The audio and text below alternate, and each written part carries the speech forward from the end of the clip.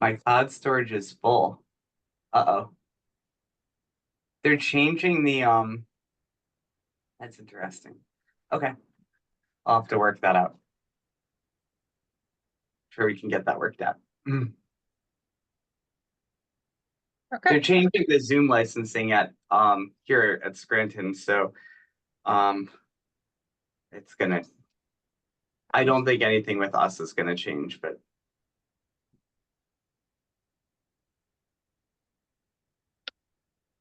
Does anyone have anything they'd like to?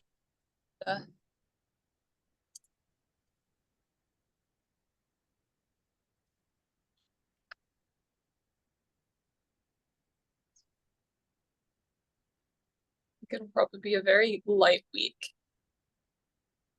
Don't know if. Could I ask is this like the agenda here or something? Oh yeah, the minutes Okay. / agenda / compilation of things that need to be done.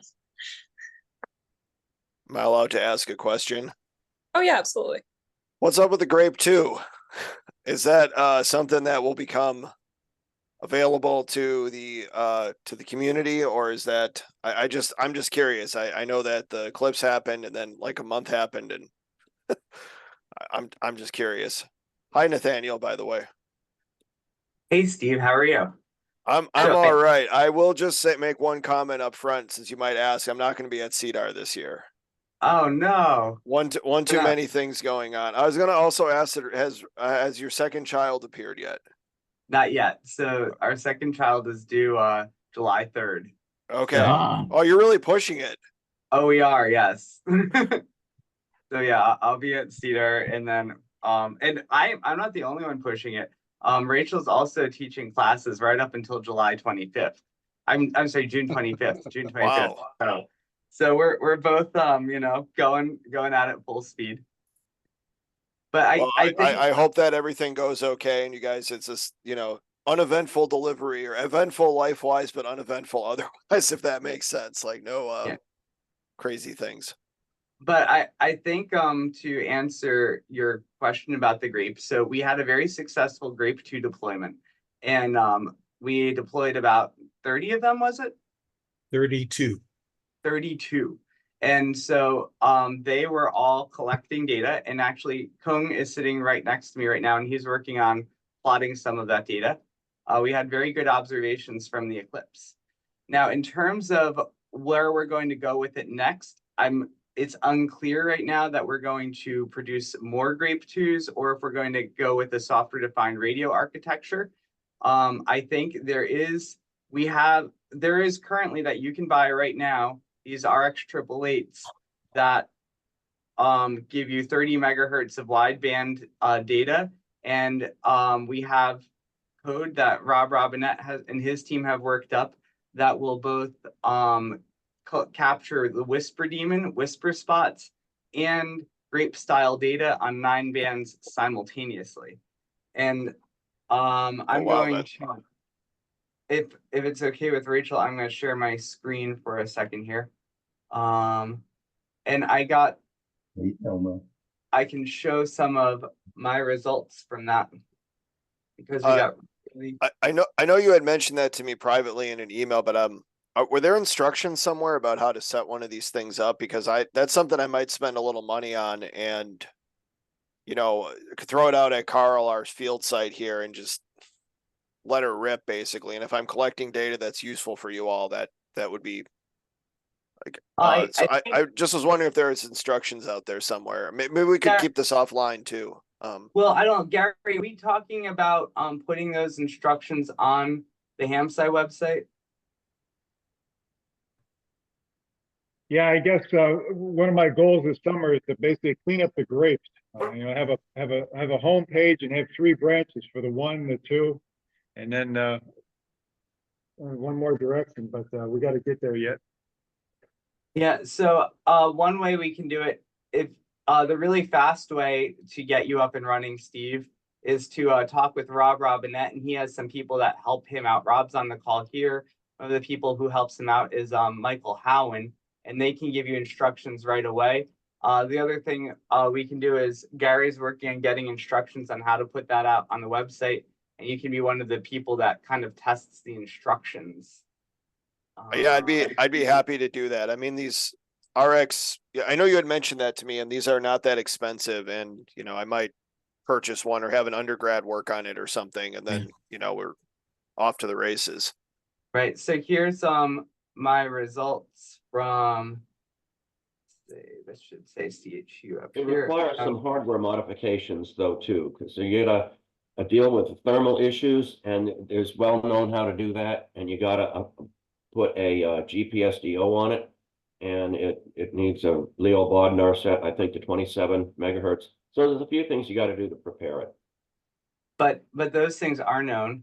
Yes. So yeah, so these are observations that I've made with that system at my house on Eclipse Day, April 8th. That's impressive. So here you can see this is 24 hours worth of data. We're listening to from the top down 20, 15, 10, 5 megahertz. And then so this the dot dashed line is the solar elevation angle at the midpoint between my house and WWV. And this is the solar eclipse curve. So right here is maximum eclipse. So actually, no, I think this might be local to my station. It's not the midpoint. This is local to my station. So, but yeah, here you can see the eclipse curve right there, right there, right there. Here's dawn, and you get traveling atmospheric disturbances all through the night. And then this is the same thing for the CHU frequencies. So this is only, 500 kilometers from my house. And again, you see the traveling atmospheric disturbances through the night. Here you see the eclipse curves. So the system's working really well. And then in addition to this, in addition to these plots, the same system also captures whisper on like all bands simultaneously. So you're able to, where's my whisper plot? Sorry, I've got like a bajillion plots here. Right here. So this is from the April 8th eclipse day. This is just a summary plot we made. And so you can see this is showing Whisper, RBN, and PSK reporter spots combined across the entire United States.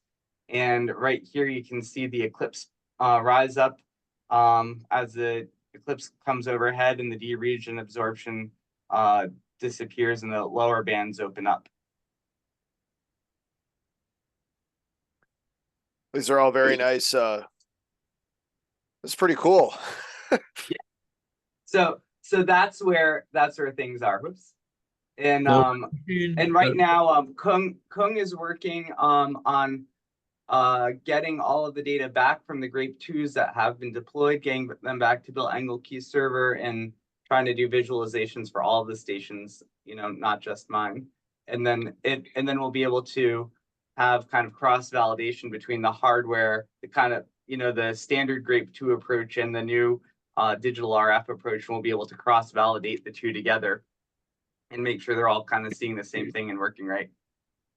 Nathaniel, those what was the hardware used for those plots? Was that the digital RF or the Grape 2? That was the digital RF. That was the RX 888 I used. Got it. Thank you. So I have, so right now, yeah, so the RX 888 produced this one and that one. This one from the October eclipse that was produced on a Grape 1. And what we're trying to do, Kung is sitting here right now very busily trying to create Grape 2 plots that look like this as well. So we're hoping that they basically look the same. So what software are you using for receiving the RX 888? I'm still having trouble getting mine up and running. we're using KA9Q radio, so Phil Karn's DSP software. And that's actually providing the DMOD, that's basically giving, doing the initial DSP to give the slice receivers. And then those slice receivers are fed into the Whisper daemon code, which both demodulates whisper spots and also saves the data as digital RF slices. Jim, you need to just get in touch with Rob Robinette and have him get you set up, because it's non-trivial to set that up, but he will help. He's happy to help. He loves getting more stations out there. Okay, I will email Rob. Thank you. Yeah, I didn't mean to completely hijack the meeting, Nathaniel, but I thought I would. I got to thinking a little bit. I've been thinking about other stuff, and I got to thinking a little bit about what's the news with the Grape 2 these days and all this other stuff. So I kind of just wanted to pop in and sort of ask. Yeah. So I think that's where it's going. And then we're having the Tapper group again try to create a new SDR that will not be FPGA based. So like the RX 888 is nice in that it does not use an FPGA. So we're trying to again do kind of rethink the whole Tangerine project, use this new architecture, it still include our strict timing requirements, things like that. So we're having the Tapper group work on that again. And then I think Rob, I think the next thing he's going to try to do, we talked about a little bit at Dayton. I need to connect with him more on this, but we might try and have his group implement a CW skimmer that can work with the RBN in addition to doing Whisper, because we think that would be a really nice benefit to the amateur radio community, and it'd be of interest to the amateur radio community and also be of interest to the scientists. So I got a comment from the 10,000-foot level that Chris and I had to work through on a report. If the government funding, like the NSF stuff, buys any foreign equipment, such as the Chinese RX 888, you have to report that. So be careful. Yeah, which is one of the reasons that we're trying to encourage Tapper to develop. Yeah. Yeah. It's a double-edged sword. Yes, I'm aware of that. And I know that's a fairly new requirement, but that is one of the things that we're hoping that the Tapper design will address. And I think, so if you're interested in having input in the design of this new SDR, the Tapper group's continuing to meet on Monday nights, and we are really just in the requirements specification phase right now. So Tom McDermott drafted a set of requirements, which looks in many ways similar to the Tangerine SDR, but now one of the requirements is that we don't use the FPGA architecture. We use an architecture that's inspired by this RX 888. And but we're trying to find that balance between, we don't want to just clone the RX 888 exactly, because we do want to pay attention to the timing requirements and the frequency measurement requirements we have. But at the same time, we don't want to make it overly complicated that it never gets off the ground. So if anyone's interested in participating in that requirements discussion, that takes place on Monday nights, 9 p.m. Eastern. Would it be possible for me to like review some of, because I had a grad student who went down the path of trying to do time synchronization on an RXP. One of these RXP duos, and we couldn't get it to work. He was trying to do it in software. So I've become a little bit, somebody's laughing, but I mean, like we at least tried. And if you're trying to do real tight synchronization, you can't use an OS, period. It has to be done in hardware. If you want something better than a microsecond. Well, but that's one of the significant things of what we're working on over the RX 888. Yeah. RX 888 is one channel. We're wanting to get multi-channel going. Yep. Yeah, all I was gonna say was on the flip side, so I know that you know, I looked a little bit into what the RSP Duo is, and I mean, it's a nice little SDR, but I mean, the time synchronization was an issue. But I did actually just have a student that was able to do code RD chirping using a hack RF1.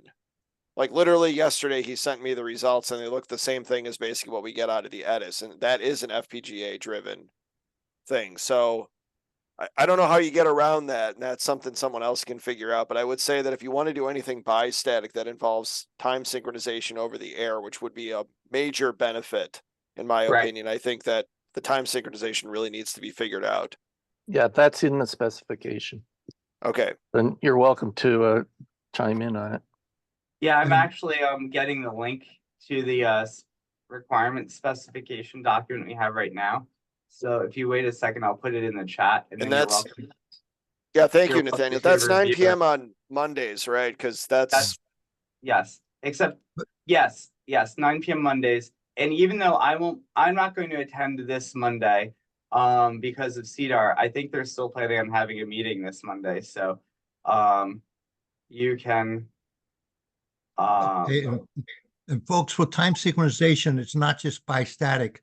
Some of us would like to have vector sensors on HF, which are 3 dipoles and 3 loops co-located, so we can get angle of arrival.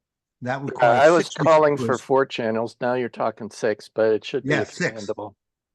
So there, and again, we have, okay, so there is the current draft of the requirements. One of the things that I want to see with this, I want to see Tapper come out with something sooner rather than later, that even if it's just, you know, 1 channel, it's basically a drop-in replacement for the RX 888, so we don't have to worry about the Chinese requirement. And I don't want this to take forever in development. So I think for the initial set of requirements, I'd really like to see them just kind of develop something that's going to be a US made device that's straightforward and isn't super complicated. But then once we get that out, then absolutely let's go at it and see if we can come up with a 6-channel device that can do vector sensors and all that other stuff. And just as an aside, the timing for that GPS to the 1 PPS, the Grape 2 does do that. Yes. And it so wasn't that's easy. no. And so that's one of the things, you know, I don't want to make it sound like that. I don't want to necessarily say that the SDR is just going to overtake the Grape 2. You know, I think there might be some things that, like John said, a lot of effort went into the timing, into the things like that. I think we need to keep running the Grape 2s that we have deployed. We need to look at the data and see what we can do with it. And there may be, you know, because of the careful effort that has gone into the timing, there may be certain things that the Grape 2 can do that the RX 888 just can't. And you know, I think we should try to figure that out. And if that's true, we should certainly exploit that and use it. So I think both approaches are really useful. So I think we just need to kind of keep working at it and try to, you know, appreciate both different approaches and what they can bring to the table. Yeah, I kind of view the Grape 2 as a stepping stone in the progression of the radios we're developing for the ongoing research that's continually changing. So it's a moving target. Yeah, I totally agree with that. And I think that without the Grape 1 and without the Grape 2, we would not be where we are today. So I think without those things, like I would not be able to show these beautiful, you know, 9-band plots of CHU and WWV during the eclipse, which I think are absolutely beautiful. It was the greatest proof of concept you could ever do. I mean, and we learned so much. And I think those, you know, I'm really glad that I can walk into CEDAR next week and have those plots, because that's the sort of thing that, you know, I think Steve, you know, kind of demonstrated right now. He's like, what's going on with this? And, you know, the fact that we can show these plots shows that we're actually, you know, making good progress and we're going in the right direction here. So I think this is really good. Yeah, the Grape is a stepping stone, and it's not the panacea to the problem. I mean, it's just a progression. Yeah. So I'm will so become obsolete someday. I just want to tell so I'm gonna turn it back over to Rachel in a minute, but I just want to again reiterate that I'm very happy with all the progress we made. I think we have a really amazing data set, and I think that everyone has really brought something to the table that's been a really important piece of the puzzle. And I think without all those contributions, we wouldn't have what we have today. So I think it's really fantastic. So back to you, Rachel. Sure. Yeah, follow that one up. Well, I will point out, because of CEDAR, which we mentioned a lot, no Grape meeting next week. I'll schedule a reminder email, but don't worry about it. Let's see, for old business, any updates from New England Grape Group or Bob? I didn't check to see if they were on. But I guess the only question along those lines is, John, did you get a chance to ship that 5th Grape 1 up to New England yet? Yes, I did. Hey, good I job. think he should get it today, actually. Okay, so then the onus, well, Bob and the crew can work on those, and while they're doing that, I've got to find 5 more hosts for those things. So at least I know Yeah, I've where I also stand. got a Thanks. Grape 2 that's supposedly coming back from South Carolina, but the guy's been promising me this since April. So I haven't seen it yet, and I've offered to pay for shipping. But You want me to go pick it up for you? If it's in the upstate, I could go knock on some doors. Careful what you offer. I might take you up on it. I'll have Well, to I mean, you don't knock on doors here in South Carolina, lightly, if that makes sense. Yeah, you don't want to be staring down the end of a double barrel. Exactly, yeah. But I mean, if he is close by, I could also, mention if it's, I don't know where he is, but I'll have to review that. But if I'll contact you offline if it looks like it's possible. But it's just a shame having that thing sitting there doing nothing, because they were a difficult haul to get to the point where they're at. So I want to see them consuming electricity rather than creating dust collectors. Back to you, Rachel. Okay. Well, unfortunately, next one's also for you. Any updates on and also for Kung, who I know is frantically typing away at this very moment. Any updates flips to Grape 2? Basically, Bill has been, I think, is starting back. He was out down in Florida for a while. He just got back. He should have received a very special package today. I will let him comment on that. And he's working on going to the 8192 hertz sample rate to get around the FL Digi skipping every 46-second data sample problem. So I have not done anything. I've been very busy with my local job here at Case, with the new towers going in and the refurbishment of the ham shack on the roof. So that's going along extremely well, but it's been taking a lot of my time. I guess I will turn it over to Bill at this point. I know Kung has something to report, and then we have to discuss something, what consequences of what Kung's doing with the group and Bill Engelke, and I may have to send out an email concerning bandwidth requirements, because we've got another paradigm change. So, Bill, do you have anything? Hi, I just got back in town and Okay. I have not picked up the package yet. It's at the FedEx pickup spot, but I will do that today. But nothing really to report. Okay. From here. Thanks, John. Kung, you've been busy as a hive of bees on that DRF software, and I saw you posted something to the Grape 2 website last night. Can you fill us in on where we're at? Yeah, so I successfully converted our existing CSV data into DRF, and I'm actually using some plotting programs to actually plot that data that was converted into DRF to make sure that everything is working as expected, and I didn't corrupt the data in the process. But okay. Yeah, the data actually was compressed from 10 gigabytes down to 3.3 gigabytes, so that really 2.3. 3.3. Oh, 3.3. Wow, You've been stepping on it. Yeah, except there's one very, very big drawback, and that is that conversion took about at least 9 hours. So yeah, that's gonna need a lot of optimization too. Gonna work on that. Yeah. Yeah. So that's the program that converts the existing data into DRF. I'm gonna develop the second type of routine, which I believe I mentioned in our meeting in the past. This will be integrated directly into Grape 2, so data will be written directly into DRF. Right.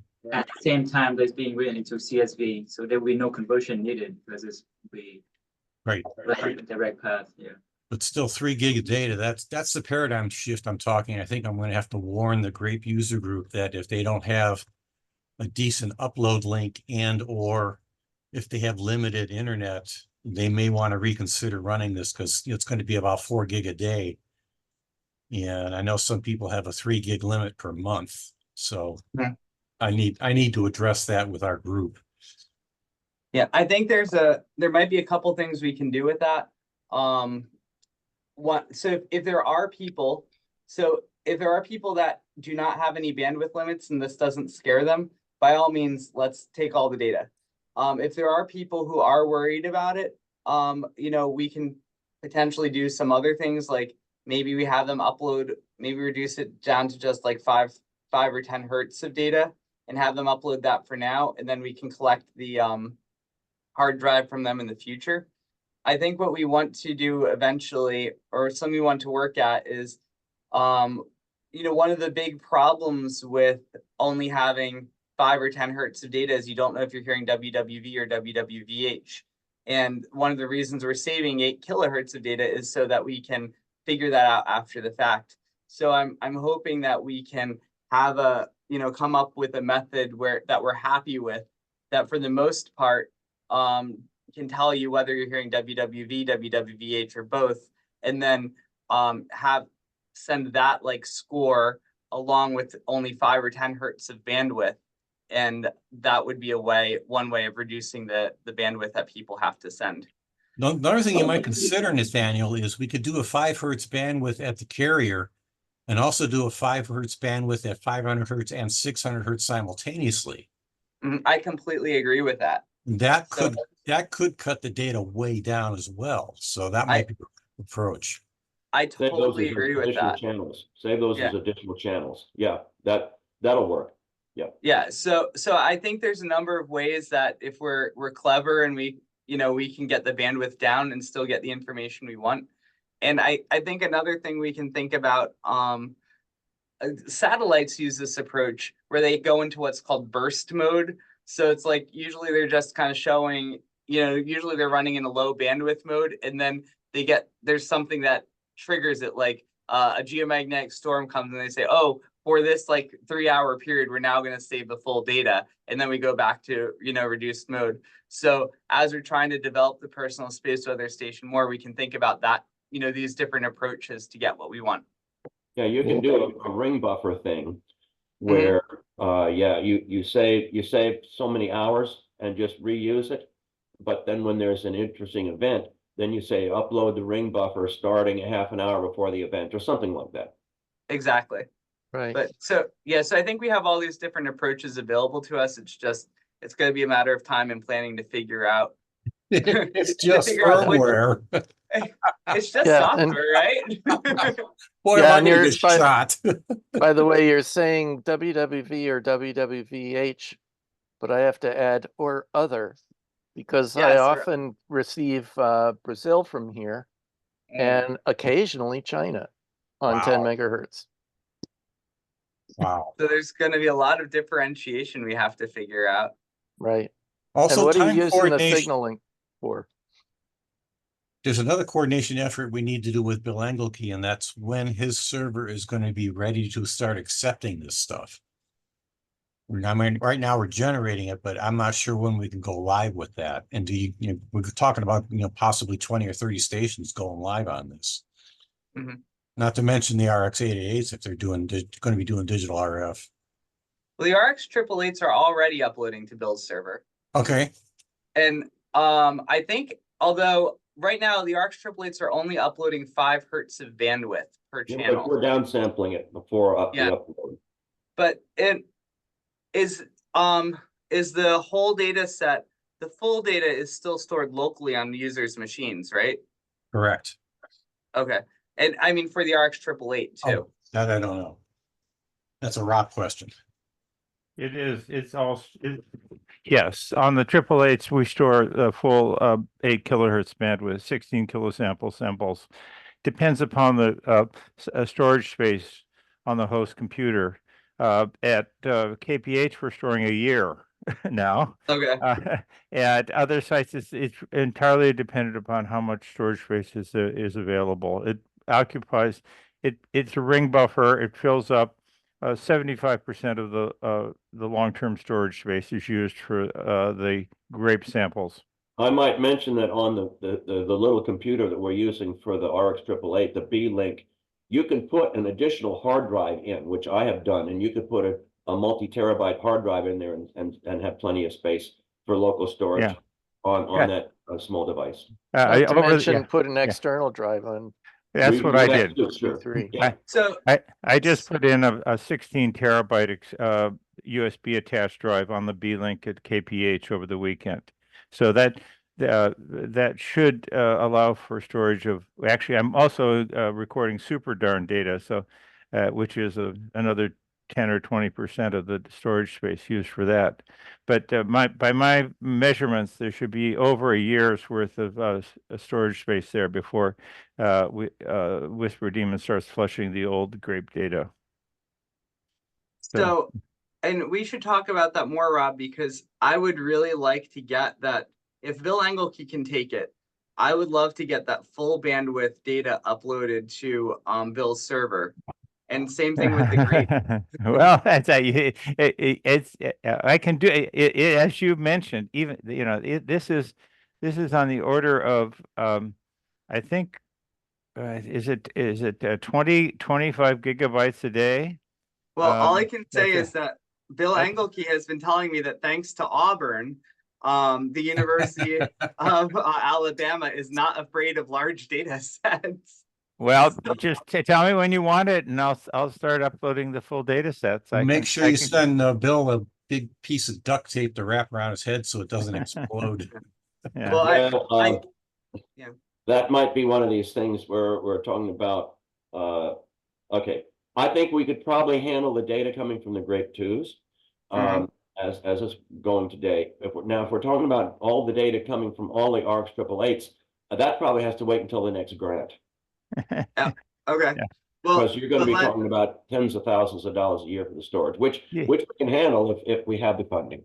Well, I can provide a mechanism that would make it easy, a software interface that would make it easy for you to request from a specific 888, request one or more recorded files, and have it then triggered.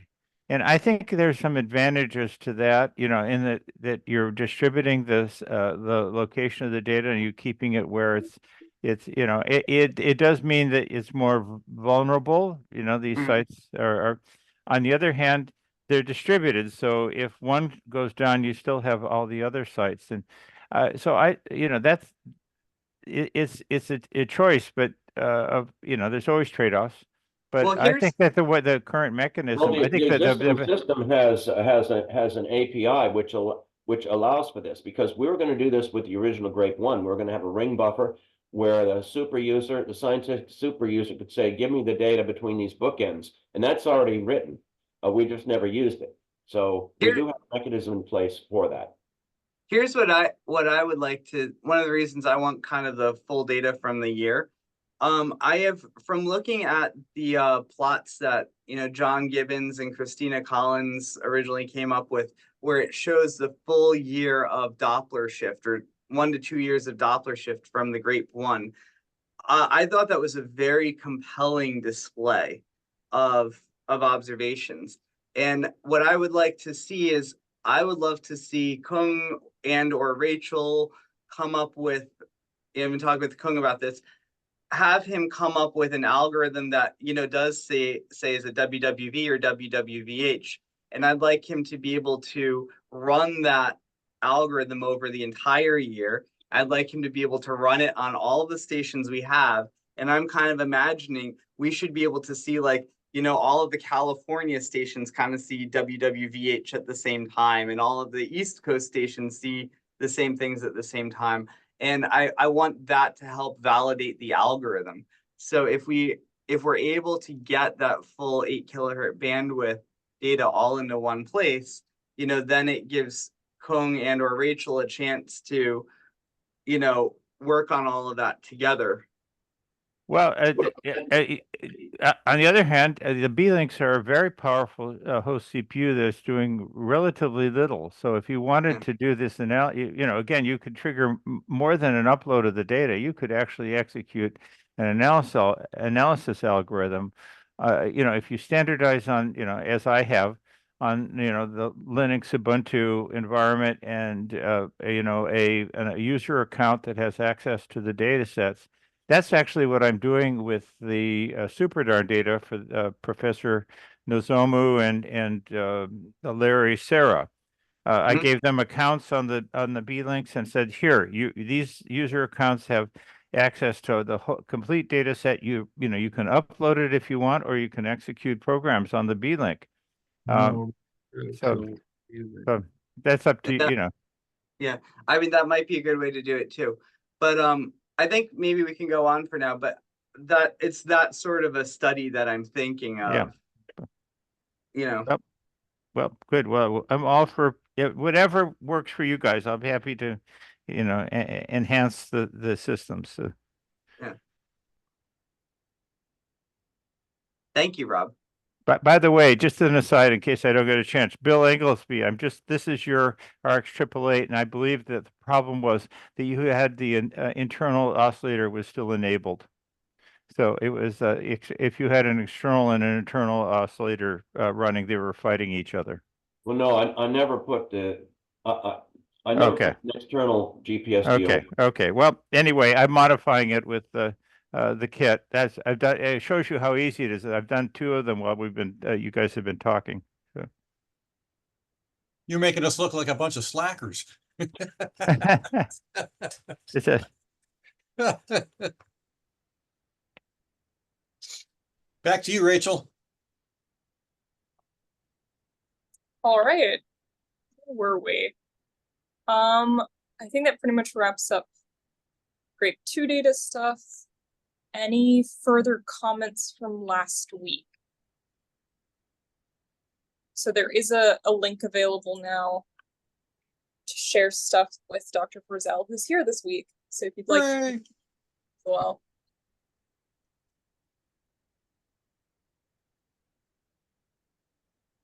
I think my problem is going to be I'm doing like 10 bajillion things at CDAR next week. I've got like 7 or 8 students, and Jesse Alexander's coming in, and I'm supposed to be judging posters, and oh my gosh. I already have all of my lunches and dinners are already accounted for next week in terms of like meetings or commitments or things like that. So Rachel, did you get a chance to look through the agenda and see if there's any places you want to give presentations or talks at? Well, I think the main one was clip session, but I didn't know because you are listed as a co-convener on that one. Right. Do they have the agenda full now? Am I what? Is that session finalized now? I imagine most of them are. The answer is, I know the Eclipse session is extremely full. Gareth has told me that.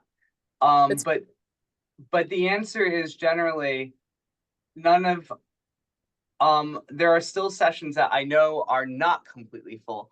So there's a CDAR Maker session that I'm also a co-convener on, and I just emailed the main convener last night, and he said that there are still, I think, open spots available there. So my plan today was to first make sure that our student posters are pretty much ready to print, and then I was going to email, and then I was going to take a look at those and see if it makes sense for us to give any talks there. So the answer is I don't think that all of the sessions are necessarily full. They're probably filling up, but if you wanted to like squeeze 1 or 2 slides in, it's probably fair to email a convener and be like, hey, I think I can give 1 or 2 slides here. Do you have any room in your session? So Yeah. Yeah, I feel. Are you going to talk at any of them? Because I feel like we could probably just make sure there are Grape slides.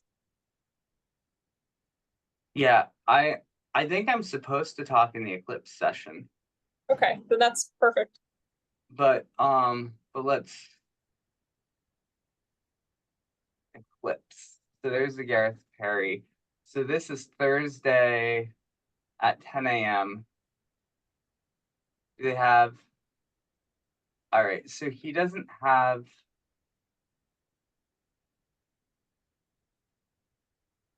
right, so they don't actually have the agenda posted. Right, so I can email Gareth.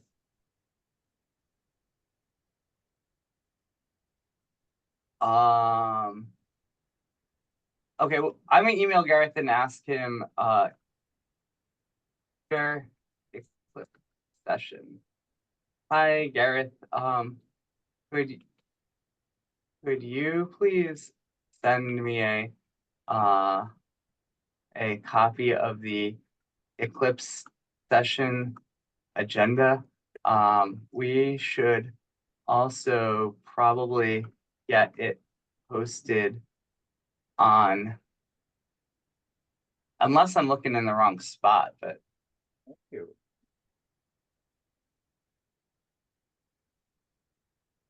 Yeah. Yeah. There was also the Mother's Day storm session, but most of the students are flying out Friday morning, so I'm not I know. be there. Yeah, and you're flying out then too, right? Yeah. And Well, I'm you want to get to the airport like 4 hours early, and it's a shuttle over and everything. So I don't want to count on being at a morning session on Friday. Right. Yeah, no, I understand it's a 10 a.m. session on Friday. It's kind of and I'm in this interhemispheric asymmetry session too, so which is right up against that one. So I will be there on Friday, but I'm actually part of this over here. So I'm gonna be tied up. Do they even have, they don't have an agenda there. Bill Engelke, when do you fly out? My plane is Monday night Monday afternoon at 4 p.m. So I'll get in about 10 p.m. So I'll be there all day Tuesday and Wednesday and flying back on Thursday. Okay, so you're not going to be there for okay. All right, I think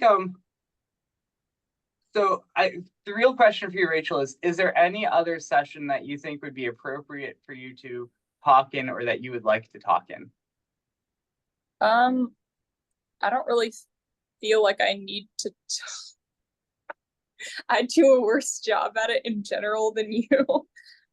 But it's good practice for you as a graduate student to do this.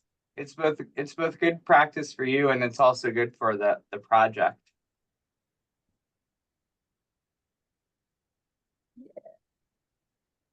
I didn't have any others that stood out to me, but I can look through the list again. They are probably most definitely full at this point, but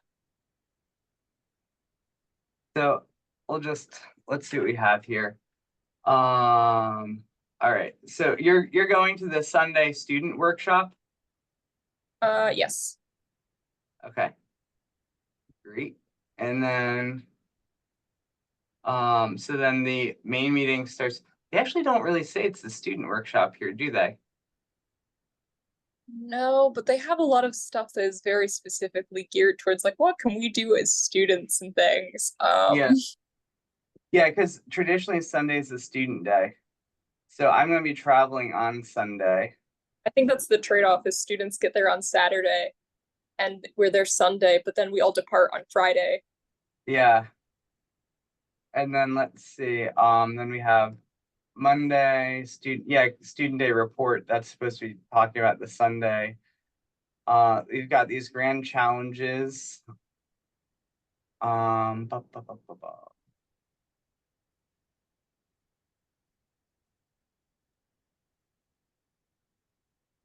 Mid to high latitude plasma density irregularities and impacts on atmospheric scintillation. Very low Earth. Discovery science at the new frontier. And these are all breakout sessions. Like it might be nice if you could talk in at least one of the breakout sessions.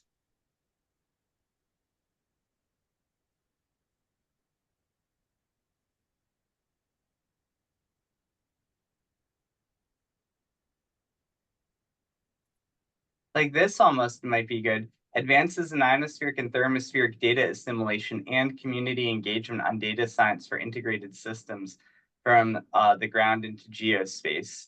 So that's a breakout session. You could probably do a nice talk about the Grape and Personal Space Weather Station network in here and kind of speak to both of these things.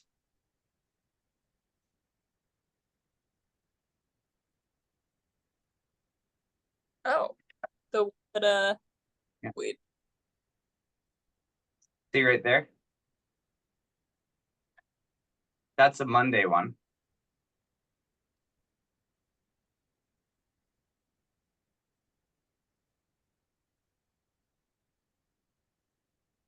Okay.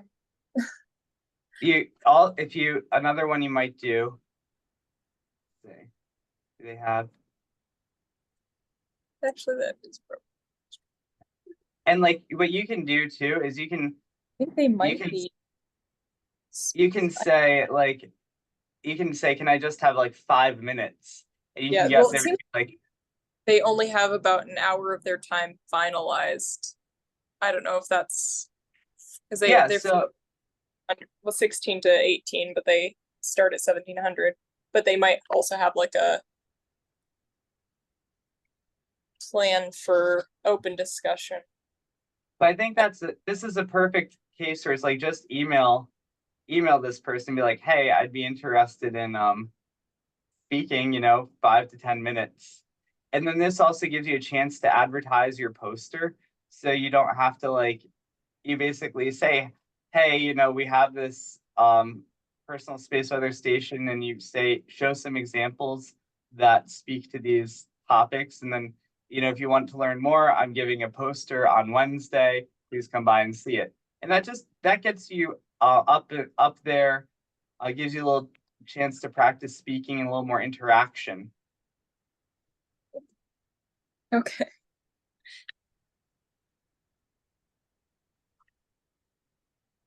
Here, another good one, understanding middle and subauroral ionospheric variability in storm science through long duration and short-term observational campaigns. You could absolutely be in this one as well. The eclipse, the festivals of eclipse atmospheric science, that is exactly what a short-term observational campaign is. And long duration, you can show these multi-year plots that we have. So, and all of our stuff, all the continental United States stuff, this is all middle and subauroral ionosphere. So, and look, Phil Erickson is a convener. Barat, he was my one of a student in grad school with me. So you can email, and Chung Rong, of course, is a colleague of Phil Erickson up at MIT Haystack. So, if you felt more comfortable in that session, you can go email Shunrong. But I think Rachel, would be really good if you picked one of these and reached out to them and said, I'm going to do, anywhere from 2 to 5 slides. Okay. I think that's the standard for CDAR. They don't really want you to have like more than. Right.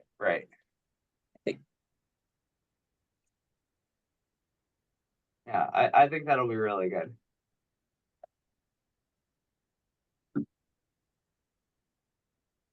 Okay. I think as long as, are you still planning on having some Grape data in the Eclipse session though? Because I think that might be nice.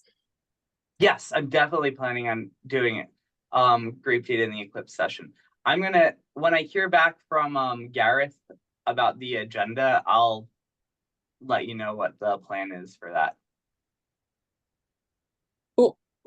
Yeah, I think I want to make sure I talk in at least one session. Right now, I don't know if I think I'm scheduled for the Eclipse.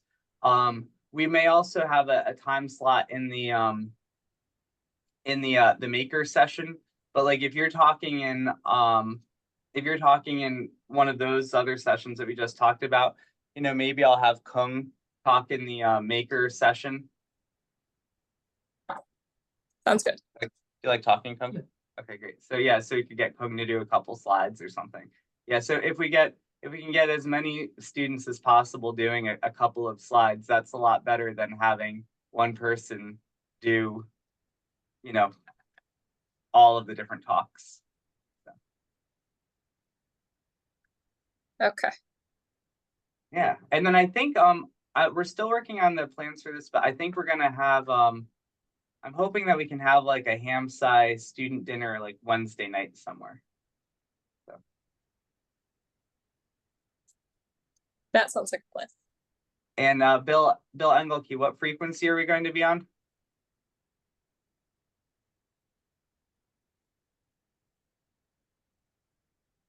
Bill wanted us to bring our HTs as well. So do that. They're a great recruitment tool. I think they we are had a good chunk of the post session lining up to take their radio exam. Yes. So Bill is suggesting use 144.23 simplex. Yeah, that's 144.23 simplex. It's an odd enough frequency that you don't have to contend with other people using it. Not like 146.94 would be a lot of other users, but. And you know, all you have to do is run on low power. Everybody's going to be in the same area. You don't need to burn up your battery. You can leave it on all day and just chit chat back and forth. So.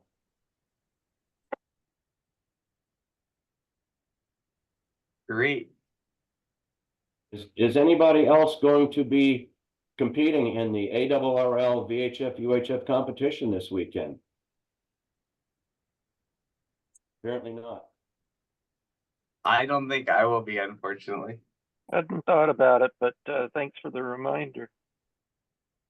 Yeah, it's a good chance to dust off your, well, up in New England, you could do some microwave stuff. Out here in the boonies, it's, you know, it's 50 John megahertz. John Ackerman probably will be, right?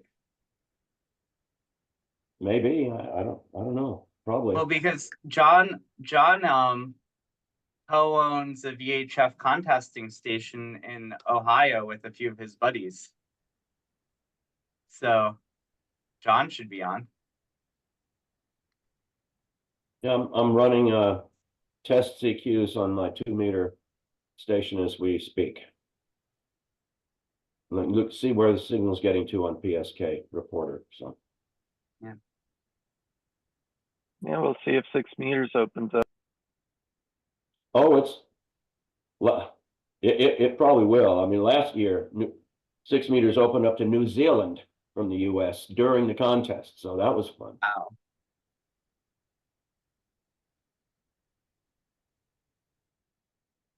You're all good with your poster, Rachel? No, I can send it to you later today. Okay. I'm getting a phone call. I better go.